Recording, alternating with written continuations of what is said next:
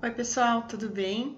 Sejam bem-vindos. Primeiramente, queria agradecer vocês aí também pela oportunidade de poder falar de comportamento animal, de poder trazer um pouquinho de bem-estar, de conhecimento de bem-estar para vocês e falar um pouquinho também sobre essas duas espécies que são tão importantes hoje, tanto para essa questão da nossa residência, do convívio melhor com o ser humano, quanto também para pet shops, para banho e tosas e para clínicas veterinárias. Então é muito importante a gente falar hoje sobre comportamento, porque não tem como a gente não falar de comportamento, não tem como a gente falar de bem-estar sem falar de comportamento, porque quando a gente fala do estresse, a gente vai explicar um pouquinho, eu vou falar um pouquinho para vocês hoje nesse curso, a gente acaba falando de comportamento também, e entender mais faz com que a gente também melhore a nossa comunicação e as nossas relações aí com eles, tá legal? Então hoje a gente vai falar agora nesse início principalmente sobre os aspectos das duas espécies, né? Então, quando a gente fala da história do cão, a gente primeiramente tem que entender que esse animal ele foi domesticado muito antes do que o gato. Então, essa é uma das principais diferenças. O lobo cinzento, aí a gente sabe, aí tem históricos deles, tem registros dele na Ásia há mais de 100 mil anos. E aí, a gente sabe que ao longo dos anos, conforme os anos foram se passando, essas seleções artificiais, então esses cruzamentos que foram feitos por parte do ser humano, foi também através das escolhas das aptidões, das características físicas ou determinados tipos de comportamento para, claro, determinadas características ou determinados objetivos que o ser humano gostaria com aquele cruzamento, características específicas, tá legal? Então, por exemplo, um cão que é mais farejador, um cão que é mais caçador, um cão que busca e traz a caça para o ser humano. Então, todas essas características, elas foram sendo desenvolvidas ao longo dos anos e hoje a gente tem mais de 200 raças específicas com características individuais. Tá legal? Então, apesar do cão, a gente falar do cão aqui como um todo, a gente tem que olhar também para a raça, a gente tem que olhar também para a característica específica daquele indivíduo, para a gente conseguir entender um pouquinho melhor daquele comportamento, tá legal? Quando a gente fala sobre o cão, a gente também tem que falar sobre essa característica que ele tem de aprendizado. Então, a gente consegue adestrar um cão da infância, desde o período da infância dele. Então, é muito legal isso e a gente consegue fazer com que eles executem um grande número de tarefas. E aí, por essa aptidão desse animal de justamente aprender, ter esse aprendizado e conseguir obedecer aí o ser humano, a gente tem algumas características que foram desenvolvidas, que foram utilizadas também, não só pela raça, como a gente falou, mas também pela aptidão daquele animal de aprendizado. Então, por exemplo, quando a gente fala de cães de trabalho, então cães guia, cães terapeutas, o resgate de pessoas, cães farejadores de drogas e outros cães de trabalho, eles foram também utilizados aí com as suas principais características. Então, se o cachorro ele é mais farejador, ou se ele é mais cão de companhia, né? Então, tudo isso foi também desenvolvido ao longo desses anos. E o que a gente precisa ter em mente, uma das principais diferenças entre o cão e o gato, é que o cão ele é um animal social. Então, quando a gente fala do cachorro, ele quer estar próximo de outros animais, ele quer estar próximo do ser humano, ele é apegado à família, ele quer estar em convívio, em matilha, digamos assim, né? E aí, por conta disso, a gente sabe que esse animal ele tem tendência, sim, a ter uma predisposição a ter ansiedade por separação. Então, ainda mais em períodos como de pandemia, que nós estamos em casa, o tempo todo próximos dos nossos animais, eles ficam habituados a essa rotina de proximidade. Então, quando a gente sai para um supermercado ou quando a gente sai para viajar, esse animal ele sente se ele não é devidamente treinado, porque ele é um animal social. Então, é muito importante trabalhar, entender esse comportamento e trabalhar, seja o adestramento, ou seja, comportamento de determinado animal, individualmente, entender um pouquinho também sobre essas necessidades da espécie, tá legal? Quando a gente fala das características dos cães, é importante a gente falar um pouquinho sobre os sentidos, tá? E entender um pouquinho como é que funcionam esses sentidos em cada animal. E falando de espécie específica, agora aqui o cão. Quando a gente fala da visão, a gente sabe que o cão ele tem uma ótima visão noturna. E ele vai ter uma menor capacidade de foco de visão, tá?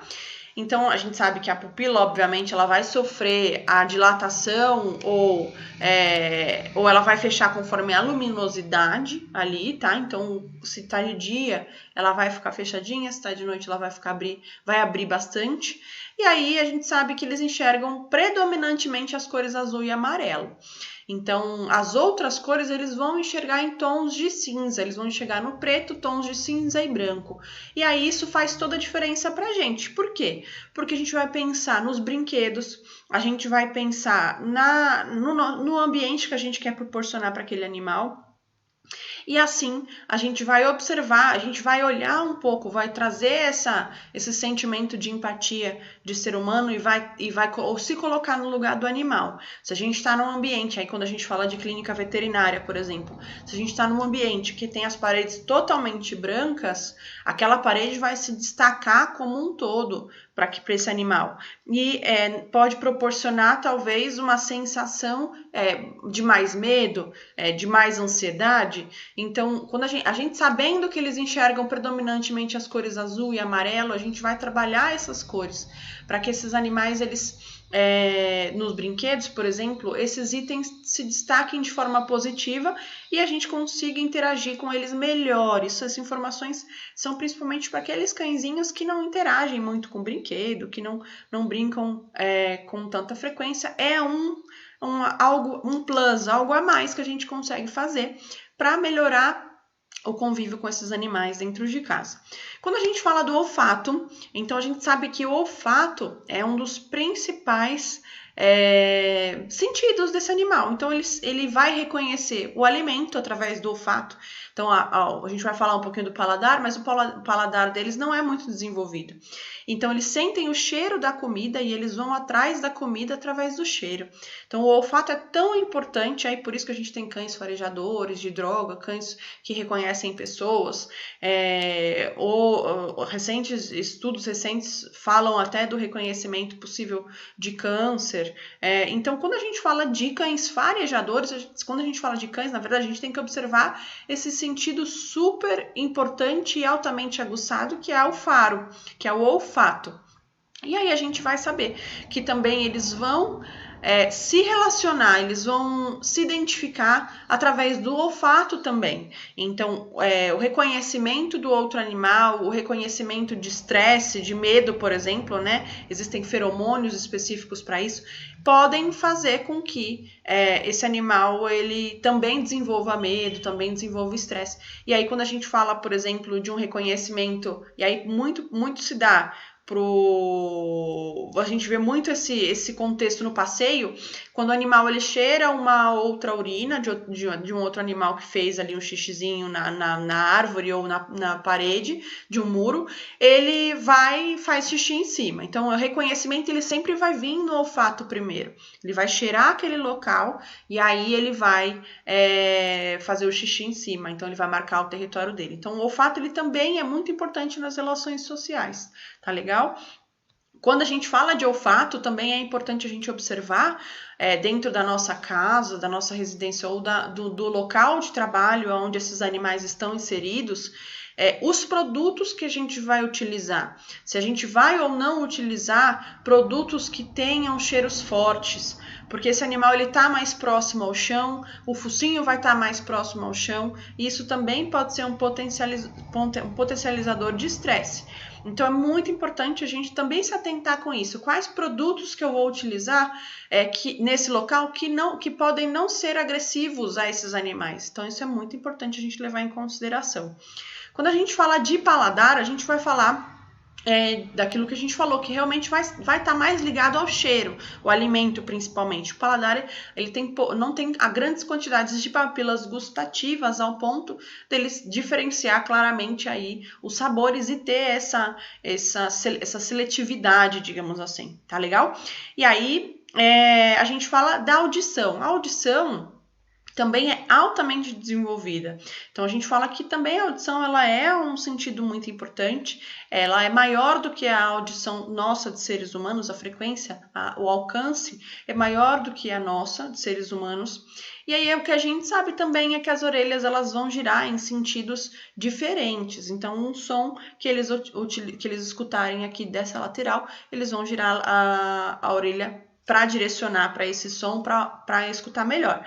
Então, a gente sabe que tem essa independência e que eles escutam muito melhor. Então, isso também é uma informação importante para a poluição sonora, para a gente tentar trazer o maior nível de conforto aí para esses animais. A gente sabe hoje que tem muitos hospitais que direcionam o atendimento para gatos e aí trabalha um pouco com esse isolamento acústico, porque gatos eles são mais propícios a ter uma resposta inadequada ao estresse. Mas quando a gente fala de cães, a gente também tem que pensar em proporcionar o melhor ambiente possível para esses animais, né? Para tentar reduzir o estresse e trabalhar esse bem-estar. E aí a gente fala do tato. O tato é pouco desenvolvido, tá legal? Então, quando a gente vai falar do tato, a gente vai falar dos coxins, a gente vai falar das vibriças, a gente vai falar do pelo, né? As terminações nervosas, elas vão estar concentradas na base do pelo, mas a gente tem aí também alguns animais que podem ser sensíveis a toques específicos. Então, a gente vai falar um pouquinho de linguagem corporal. É muito importante a gente observar essas linguagens corporais e observar esses sinais antes de tentar interagir com esses animais, tá legal? E os bigodinhos, então, as vibriças, que a gente chama, né, tecnicamente, eles são muito importantes. Então, aqueles animais que têm as vibriças, é muito importante a gente tomar cuidado, evitar realizar cortes ou manuseios, porque isso gera muito estresse. Tá legal? Quando a gente fala do hábito, o hábito do cão, ele é mais crepuscular, tá? Então, é o melhor horário para brincadeiras e exercícios. Então, é legal a gente trabalhar esses animais, principalmente nesses horários. E aí, esse hábito realmente é o remanescente dos animais selvagens lá atrás, do instinto selvagem que esse animal tem, mas ao mesmo tempo é aquilo que a gente conversou, conforme ele foi domesticado ao longo do tempo, algumas características vão perdendo um pouco potência, tá legal? Agora vamos falar do gato. Então, entender essa diferença desse animal e saber que gato não é um cachorro pequeno, como muita gente pensa, tá legal? A gente fala da domesticação dos gatos, do que a gente tem em registro, 3.000 antes de Cristo, 3.500, por volta de 3.500 antes de Cristo. Então tem bastante diferença aí. Foi feita pelos egípcios inicialmente. Quando a gente fala a diferença por parte dos cães, que nem a gente tinha falado. E aí a gente sabe que realmente a diferença principal que a gente tem dos gatos para os cães hoje tá no quanto esse animal é social perante outros animais ou nós seres humanos. E a gente sabe que o gato ele é um animal semissocial ou social com limitações. E a gente precisa respeitar isso, né? Não é que ele é um animal antissocial. A gente escuta muita gente falando que é porque o gato ele é um animal antissocial, é porque o gato ele é traiçoeiro, porque o gato ele só gosta da casa. A gente escuta esses mitos. Quando na verdade não, esse animal ele é um animal social com limitações, ele vai adorar estar com os seres humanos, ele vai adorar estar com outros animais, se a gente fizer a socialização correta, se a gente fizer a habituação correta com outros itens, por exemplo. E aí a gente sabe que terão momentos que ele vai, por exemplo, querer ficar sozinho, que ele vai querer ficar num lugar escurinho ou num lugar quietinho, alto ou na sua toca para tirar um cochilo e não ter interação com nenhum animal. E aí isso pode acontecer mesmo. Então ele não tem...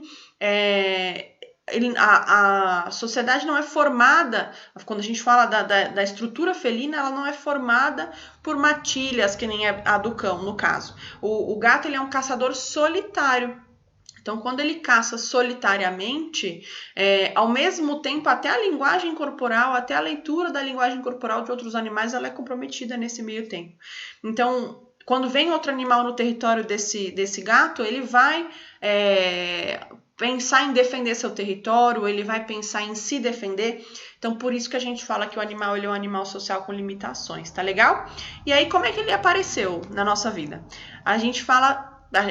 A teoria que hoje está descrita nos livros é que por conta da agricultura nossa, dos humanos, e a armazenagem de grãos trouxe pequenos roedores aí, a atratividade dos pequenos roedores nesses ambientes.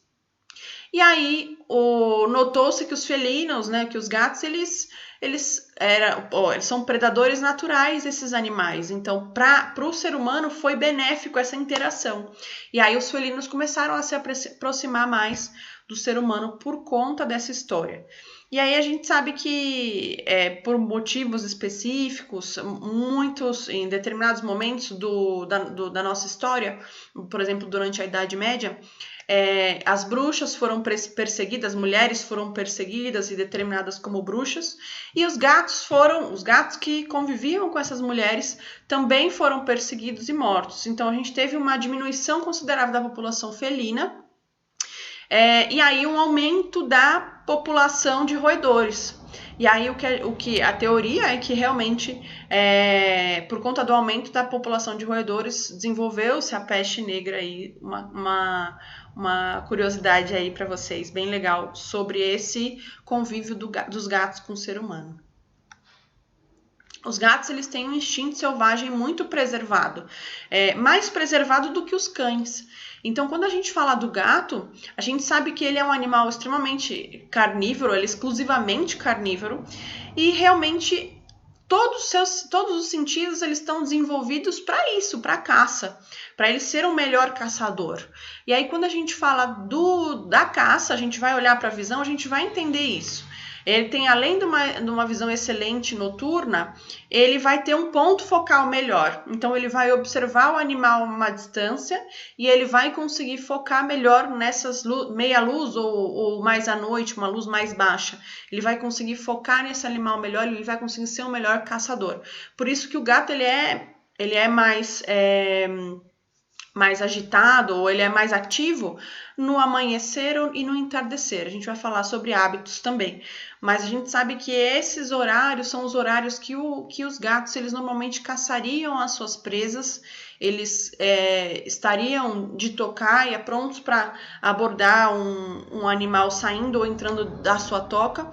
E aí, por isso, a gente sabe que a visão ela é extremamente importante também. A pupila também vai sofrer mudanças de acordo com a luz, igual os cães, e as cores também são predominantemente amarelo e azul. Então, também é importante a gente saber disso. O olfato, da mesma forma que os cães, é extremamente importante para esses animais. E da mesma forma que os cães, a gente tem que tomar cuidado com os produtos que a gente vai utilizar nos ambientes. E a gente vai também ficar atento com esse sentido tão importante desse animal. Então, quando a gente fala o do olfato, é a primeira escolha do alimento. Então, a mesma coisa que os cães, eles vão sentir o cheiro e aquele alimento vai ser atrativo para eles. também vai ser muito importante nas relações sociais. Esse animal ele tem feromônios por todo o corpo, nos coxins, na face. Então, quando ele se esfrega nas coisas, ele deposita feromônio ali. E aquilo vai ser o reconhecimento do território. Quando ele arranha arranhadores, ou quando ele arranha móveis, coisa que a gente não gosta que eles façam, mas eles fazem, a gente sabe que eles vão depositar feromônios ali. E aquilo vai trazer uma atratividade melhor para aquele ambiente, digamos assim, vai estabelecer o território, eles vão ficar mais calmos e tranquilos, uma segurança maior para eles por conta desse feromônio, desse cheiro, desse odor, que é a identificação do território e identificação pessoal deles, tá legal? E aí, como que eles reconhecem esses cheiros, como eles reconhecem o feromônio do outro animal? Então, eles têm um órgão chamado órgão de Jacobson, que fica no céu da boca, né? Vamos falar a localização, fica no céu da boca. E aí, realmente, eles através do reflexo de Fleming, que a gente fala que é o tela azul, que eles ficam com a boquinha assim, ó, né? O tela azul, o reflexo de Fleming, eles vão reconhecer, então o odor vai entrar, por isso que eles ficam com a boquinha um pouquinho aberta, porque o odor vai passar por esse órgão e vai fazer o reconhecimento através do sistema límbico. Então, eles vão reconhecer aquele odor como de outro animal ou do próprio cheiro. Então, eles vão reconhecer melhor. Tá legal? O paladar também é limitado, da mesma forma que os cães.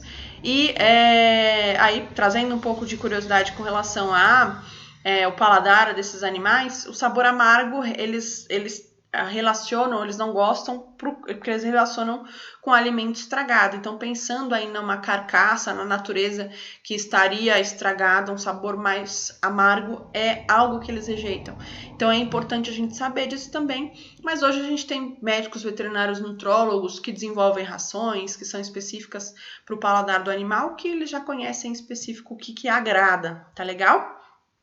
E óbvio, assim como os cães, gente, o fator da idade vai ter um impacto, vai gerar um impacto nesses animais. Então, o fator idade vai fazer com que esses animais eles diminuam essa capacidade de sentir o paladar da maneira adequada, tá legal? Então, bom, basicamente, quando a gente fala dessas características e diferenças de cães e gatos, é muito importante a gente levar em consideração todos esses sentidos e toda essa história que esses animais têm também para contar para a gente entender um pouquinho melhor do comportamento. Quando a gente fala da audição, a gente vai falar que esses animais eles têm uma audição altamente desenvolvida e a frequência também é maior do que a nossa. Eles vão gerar também em sentidos diferentes cada orelha. O tato, a gente sabe que as áreas mais receptivas são a face, por conta do depósito de feromônios, as pastas, os coxins e a região genital. O bigode, muito importante. E aí o bigode, as vibriças do gato é aquilo que eu já vi gente fazer. Não façam, não pode cortar o bigodinho do gato. É muito importante manter o tamanho que é natural. Por quê? A não ser que seja algo fisiológico, algo que seja patológico, que são bigodes que são muito curvados, que podem atingir o globo ocular, ou que podem atingir as narinas, e isso formar ferida ou incomodar de alguma maneira. Aí sim a gente não tem outra opção, mas a decisão ela é sempre do médico veterinário. Então, se o seu gatinho, ou se você vê algum gatinho fazendo, algum tutor fazendo isso, é importante a gente recomendar eles a levar no médico veterinário e fazer o tratamento correto, tá legal? Nunca cortar por conta própria, porque é um órgão sensível. Então, as vibriças, a gente sabe que é muito importante, elas têm um papel no estresse. Tanto que, quando a gente fala de comedouro para gato, é um comedouro mais largo, é um comedouro mais raso, por conta do estresse dos bigodes, por conta das vibriças, para evitar o contato nas bordinhas do comedouro. Então, o bigode ou a vibriça, ela é muito importante para esse animal. O sexto sentido do gato, né, que todo mundo fala, é a noção de equilíbrio. Então, a gente chama essa noção de equilíbrio de propriocepção. A propriocepção é aquela habilidade da gente observar um gatinho em cima do muro e ele não cair, ele ficar lá bonitinho, ele ter essa noção do corpo todo e ele conseguir o equilíbrio de maneira única, né? Então, isso é muito legal. E aquilo que a gente falou dos hábitos aurorais e crepusculares, né? Como a gente falou, que é o melhor horário para brincadeiras aí desses animais. Tá legal, pessoal? A gente vai se falando aí, então esse é o resuminho dessa primeira parte, e aí a gente se vê no próximo vídeo. Até mais!